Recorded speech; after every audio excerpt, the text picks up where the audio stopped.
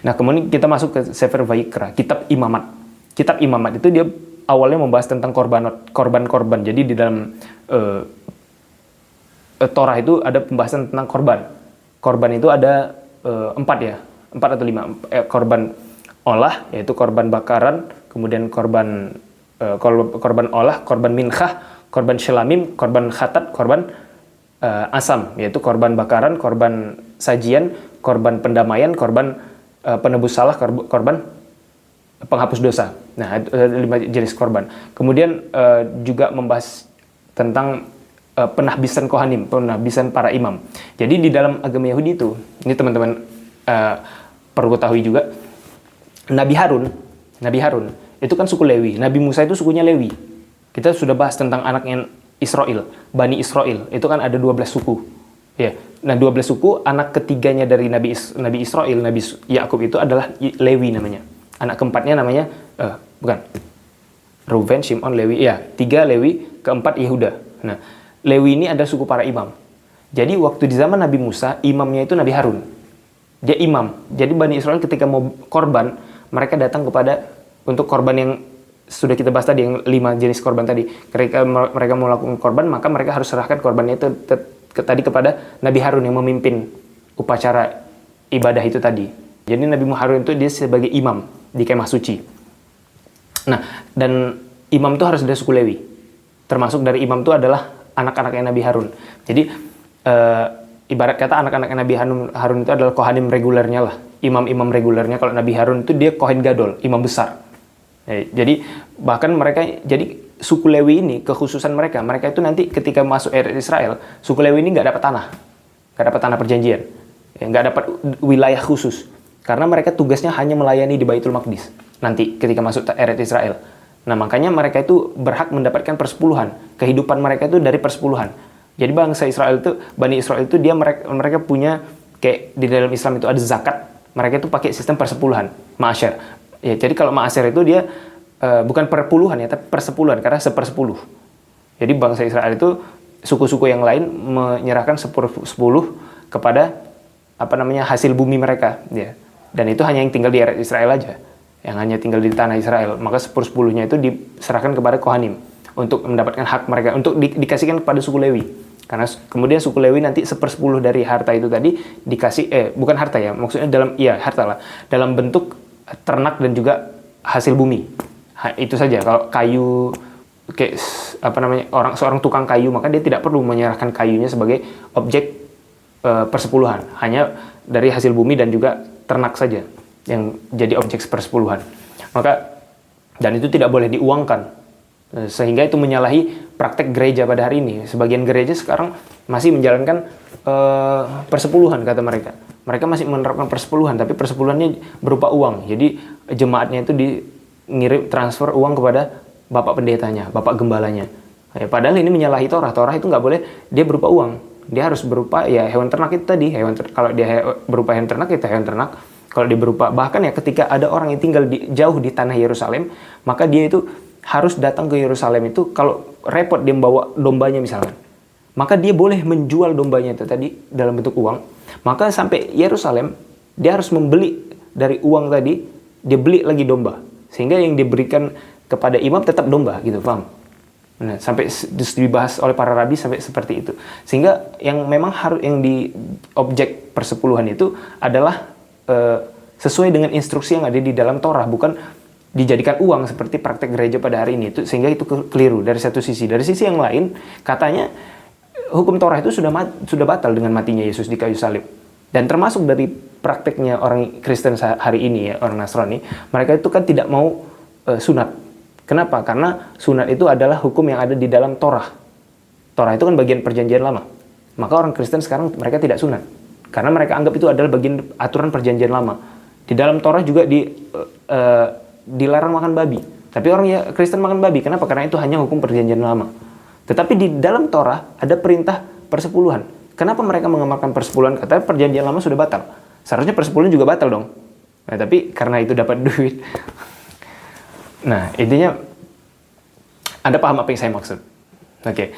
Nah, tadi intinya kita sedang membahas tentang para imam, ya, imam. Jadi Nabi Harun itu adalah imam.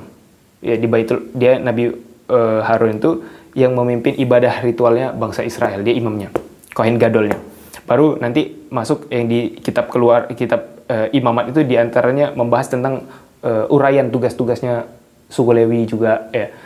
Jadi Lewi itu kan mempunyai 3 anak. Lewi bin Yakub itu mempunyai 3 orang anak. Jadi masing-masing 3 anak ini kan Lewi suku imam kan, saya bilang kan. Ingat-ingat itu ya. Ya, Lewi itu suku imam, maka anak Lewi yang 3 ini dia suku Lewi yang 3 ini ya, yaitu Gerson, Kehat dan Merari.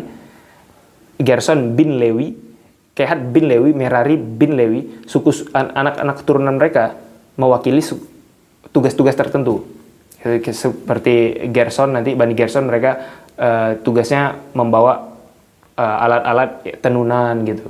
Kayak Kehat atau Merari nanti ada yang bawa tentang peralatan-peralatan kudus di Baitul Maqdis, ada yang di kemah suci itu tadi. Pokoknya kalau mereka Bani Israel itu kan pindah-pindah tempatnya nanti. Maka setiap kali mereka pindah, dibongkar kemah sucinya, nanti dibawa gitu loh. Paham ya? Nah, masing-masing suku ini mempunyai tugas sendiri-sendiri. Nah, itulah gambarannya kira-kira yang ada di dalam kitab Imamat juga. Kitab Imamat ini membahas tentang hukum halal haram lah. Tentang makanan kosher. Jadi termasuk ada yang dilarang itu kalau tidak memenuhi kalau hewan darat itu 2 kriteria yang berkuku belah dan memamah biak.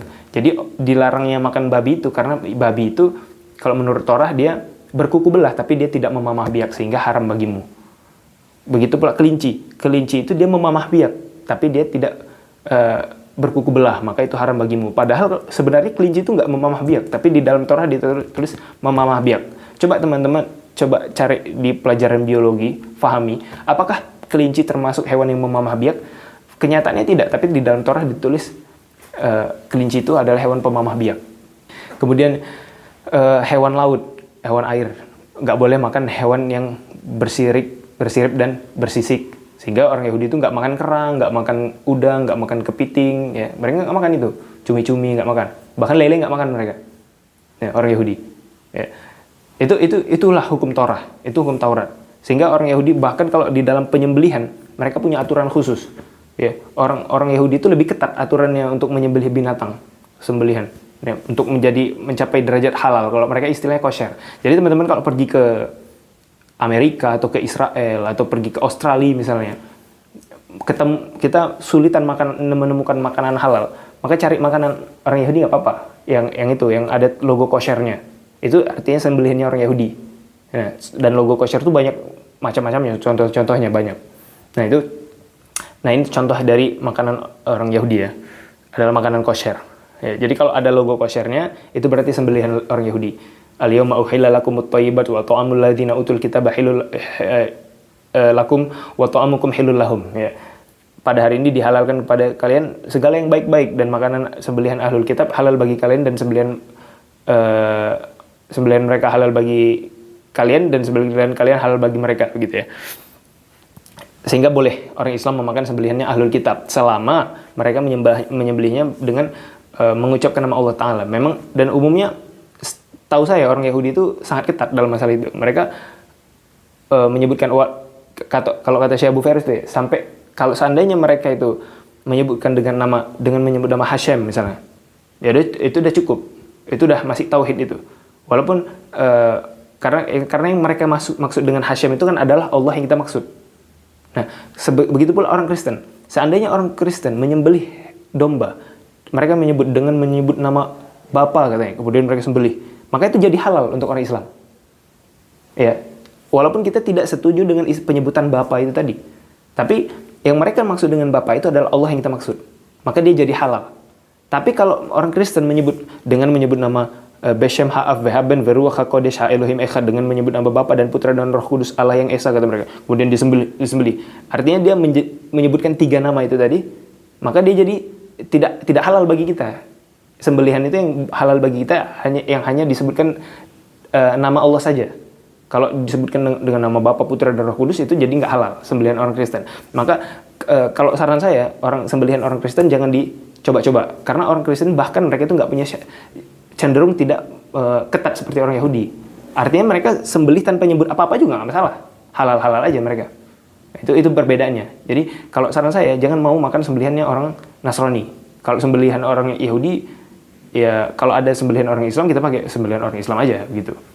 Nah itu contoh yang ada di dalam kitab Vaikra ya, kitab Imamat pembahasannya. Juga ada membahas tentang Muadim, tentang hari raya di dalam. Jadi orang Yahudi itu mempunyai banyak hari raya. Ya, ada 7 hari raya yang disebutkan dalam Torah. Yang pertama hari raya Syabat, kemudian hari raya Pesach. Pesach itu Paskah, itu tadi sudah kita bahas tanggal 15 bulan Nisan. Bulan Av atau bulan Nisan.